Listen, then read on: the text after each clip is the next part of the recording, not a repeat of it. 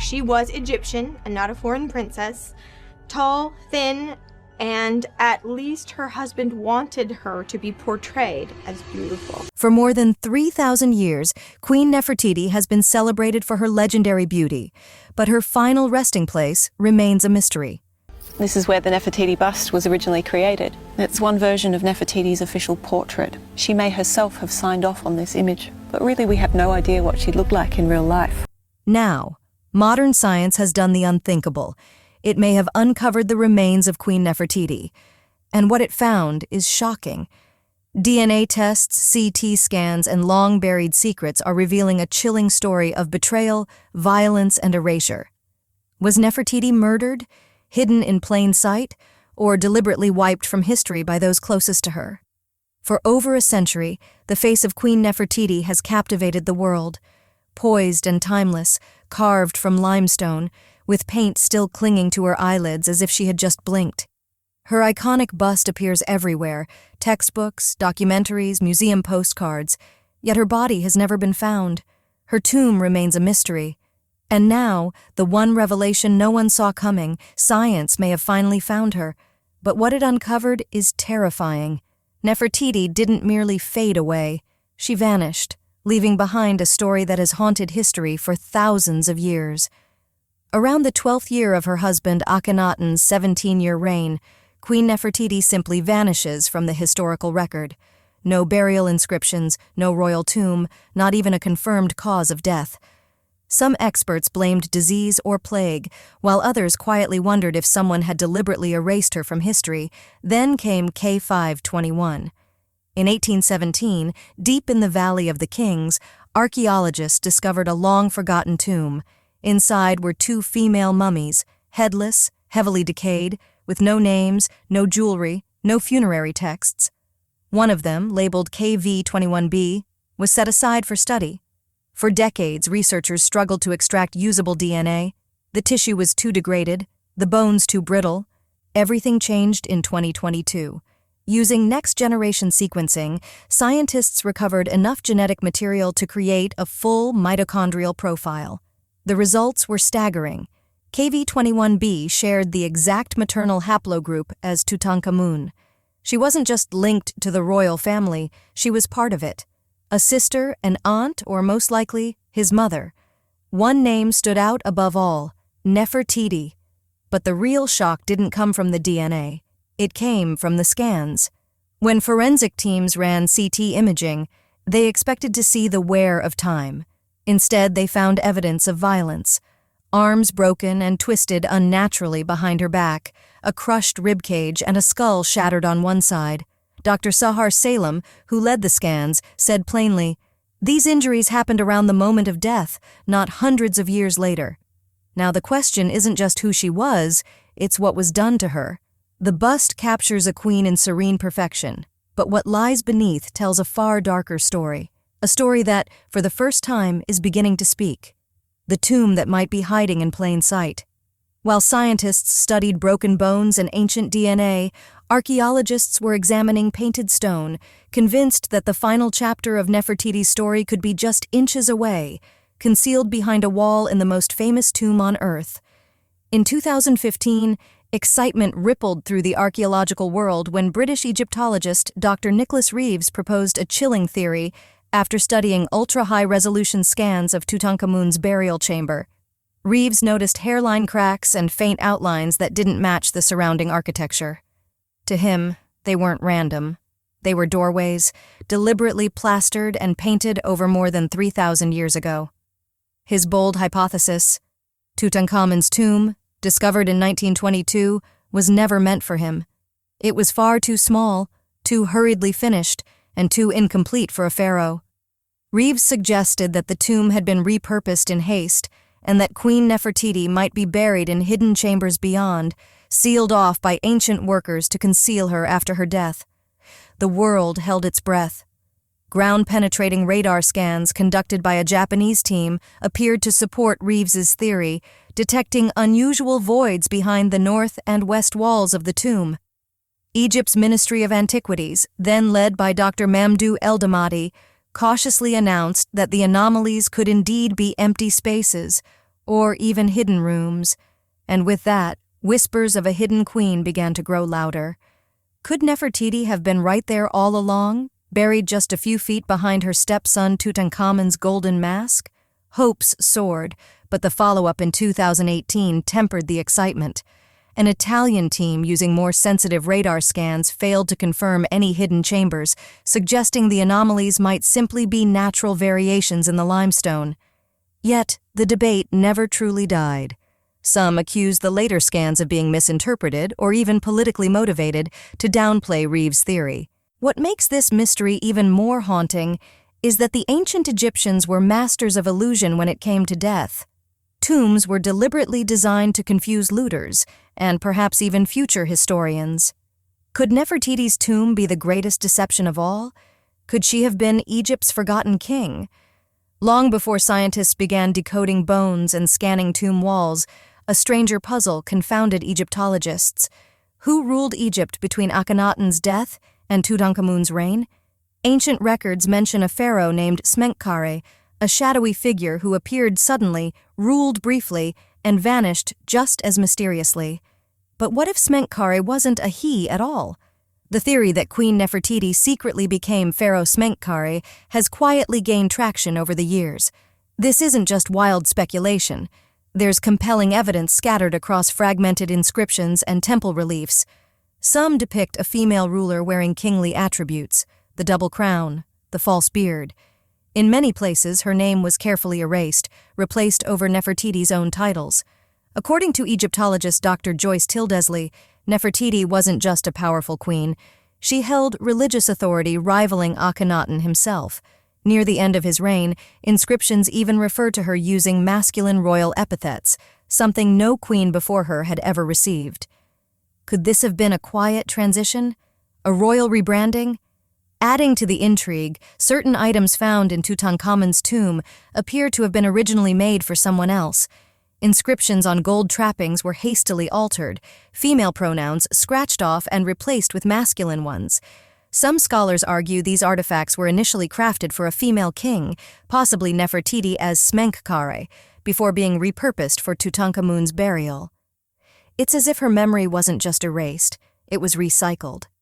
Even more strangely, records indicate Smenkhkare ruled for less than 3 years before disappearing entirely. No mummy, no tomb, just a trail of edited names and a growing suspicion that the missing link between Akhenaten and Tutankhamun was not a man, but Nefertiti ruling under a new identity. If true, it changes everything. Nefertiti didn't simply vanish, she ascended. And then, like her iconic bust, she was silenced by those who came after. The strange case of the younger lady. Just when Egyptologists thought the mystery surrounding Nefertiti couldn't get any more tangled, another mummy came into focus. Known as the younger lady, she was discovered in Tomb K-Fiv 35, the same tomb that once held Amenhotep II and other royals. At first, she was overlooked, unlabeled, poorly preserved, and stripped of any royal regalia. But in 2010, a genetic revelation changed everything. A groundbreaking study published in JAMA, the Journal of the American Medical Association, revealed that this unknown woman was not only the biological mother of Tutankhamun, but also the full sister of Akhenaten. This DNA pairing ruled out Kia, another of Akhenaten's wives, leaving Nefertiti, the one powerful woman unaccounted for in the royal tombs, back at the center of speculation. Here's the twist. Nefertiti was never thought to be Akhenaten's sister. Most scholars believe she was of non-royal origin, possibly the daughter of a foreign diplomat. So either the DNA points to someone else entirely, or Nefertiti's true origins were far more complicated than history suggests. The mystery deepens when we examine the younger lady's remains. Her face bore a massive, gaping wound, jaw shattered, cheekbone destroyed. This wasn't damage after death. It was deliberate, violent, and almost certainly fatal.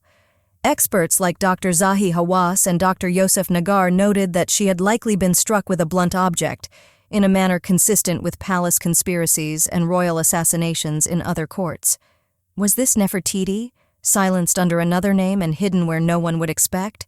Or was it someone else, erased because of her connection to the Amarna heresy? Even in death, The younger lady remains an enigma. She was royal, she was close to power, and someone clearly wanted her gone. Some fringe theorists even suggest that the iconic bust of Nefertiti wasn't meant purely as a tribute, but as a carefully crafted distraction, a way to redirect attention from the dangerous secrets buried behind the walls of history. A carefully crafted image may have distracted the world from what truly happened to the woman herself. If the younger lady is indeed Nefertiti, then she died betrayed, disfigured, buried without honor, and her story was hidden or rewritten for more than 3,000 years. But what about Nefertiti's children? While her fate captivates historians, an equally haunting mystery lies in the lives of her 6 daughters. Each was born into royal privilege, each a potential heir to the Amarna legacy, and yet all but disappeared from history. Their names, Meritaten, Meketaten, Ankesenpaten, Neferneferuaten Tasharit, Neferneferura, and Setapenra, were once carved into palace walls, appearing beside their mother in ceremonial processions, sacred rituals, and royal decrees. But after the 12th year of Akhenaten's reign, their presence begins to fade. One by one, they vanish. Meketaten, the second-born, is believed to have died around year 14. A vivid wall painting from the royal tomb at Amarna depicts an emotional mourning scene over her body. But even this raises questions. Was her death from childbirth, as some suggest, or something darker?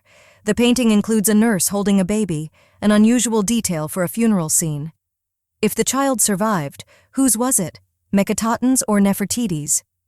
Then there's Ankesenpaten, the third daughter and perhaps the most infamous. After the fall of the Amarna dynasty, she resurfaced as Ankesenamen, marrying her half-brother Tutankhamun. Even her story ends in mystery. Ancient letters in the Hittite archives refer to an Egyptian queen called only Dakamunzu, pleading with the Hittite king to send one of his sons to marry her because she had no heir. The prince sent by the Hittites was assassinated en route, and the queen behind the letter was never officially named. Many scholars believe Dakamunzu was Ankesenamun, desperately trying to secure power after Tutankhamun's death.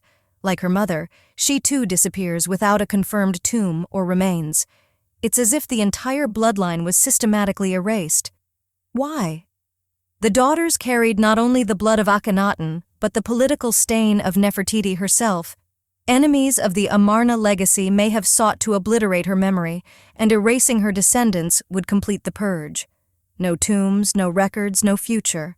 Even the youngest daughters, Neferneferur and Setapenra, vanish from historical records shortly after childhood. No official accounts record their deaths, and no mummies have been identified as theirs. Their existence is now reduced to a few broken inscriptions and fragments of palace walls. The legacy of the Amarna dynasty and its cursed DNA remains a haunting mystery, whispering of betrayal, power, and a family systematically erased from history. Just when researchers thought they were finally closing the chapter on Nefertiti's mystery, something unexpected emerged. A disturbing pattern hidden within the DNA of the entire Amarna family, one that has left geneticists and Egyptologists uneasy. This isn't about identity, and it isn't about trauma. It's about a biological signature that keeps appearing in the remains linked to Akhenaten, Tutankhamun, the younger lady, and now K521b, the mummy widely suspected to be Nefertiti. When the 2010 JAMA study mapped the genome of Tutankhamun's immediate family, scientists were shocked. They found a cluster of rare recessive disorders, skeletal deformities, compromised immune markers, and congenital weaknesses. These weren't random anomalies. They pointed to generations of close intermarriage, a practice common among Egypt's royal families to preserve divine blood, but devastating at a genetic level. The revelation deepened in 2022 when KV21b's newly sequenced DNA was added to the family tree. One gene stood out, a recessive mutation associated with extreme bone fragility and a higher risk of internal bleeding.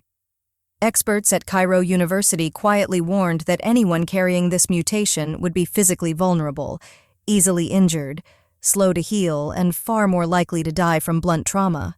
This casts the violent injuries observed in KV21b's skull and chest in a terrifying new light. They were not just deadly, they were catastrophic, instantly fatal to someone genetically predisposed to fragility. Could Nefertiti have been targeted precisely because she was vulnerable and her attackers knew it? The mystery grows stranger. When scientists modeled the Amarna DNA lineage, they discovered gaps, genetic interruptions suggesting an unknown maternal ancestor carried this dangerous mutation long before Nefertiti. Some theorists believe this ancestor explains why so many Amarna royals suffered deformities, early deaths, and miscarriages. Others argue the problem wasn't purely genetic. Studies of mummified tissue from the Amarna period detected unusually high levels of mercury, arsenic, and lead dust, traces linked to the pigments used in the city's experimental sun temples. Constant exposure could have caused neurological damage, hormonal disorders, and weakened bones. A slow poisoning disguised as divine radiance. Could it be that the Amarna revolution was doomed, not just politically, but biologically? That the religion built around the sun literally harmed the family who worshipped it? For centuries, people have searched for Nefertiti's tomb in hopes of discovering treasure, inscriptions, or golden masks. But the real story, of fragile bones, hidden violence, and a cursed bloodline, may have been waiting all along to be told. Yet the most unsettling truth may never have been in her tomb at all. It may have been written in her blood, silently passed down through generations. And now, 3,000 years later, that DNA tells a story no one expected, and one no one can ignore. Was the bust of Nefertiti a political decoy? For over a century, the bust of Queen Nefertiti has been celebrated as the ultimate symbol of ancient beauty, but few realize that even this masterpiece may be hiding a deeper secret. Beneath its limestone surface lies a mystery that modern science is only beginning to uncover, a second face carved under the one we see today. In 2009, researchers from Germany's Imaging Science Institute performed CT scans on the famous bust displayed at Berlin's Neues Museum. What they discovered stunned the art world. Beneath the painted exterior, the inner limestone revealed a slightly different face, less refined, with a more prominent nose and creased cheeks. The outer layer had clearly been smoothed and reshaped to enhance symmetry and youthfulness. Why would Thutmose, the sculptor who created the bust in 1345 BCE, go to such lengths? Some experts believe it wasn't just artistic enhancement, it was propaganda. At the time, Egypt was in turmoil under Akhenaten's radical reforms. Traditional gods were banned, temples closed, and the priesthood stripped of power. The empire was unstable, the people fearful, and Nefertiti wasn't just queen, she was the public face of this revolution. Could the bust have been designed not to show her as she truly was, but as she needed to be seen? A divine, serene figure untouched by the chaos outside the palace walls? Some theories go even further. Certain scholars suggest the bust may never have been intended for public display at all. Found in the sculptor's workshop rather than a temple or tomb, it may have been a prototype, a model used to shape statues, reliefs, and propaganda across the empire. Unlike other royal busts, Nefertiti's has no inscriptions, no name, no title, just a face, idealized and anonymous. This opens a darker possibility. Could the bust have been intentionally de-identified after her fall from power?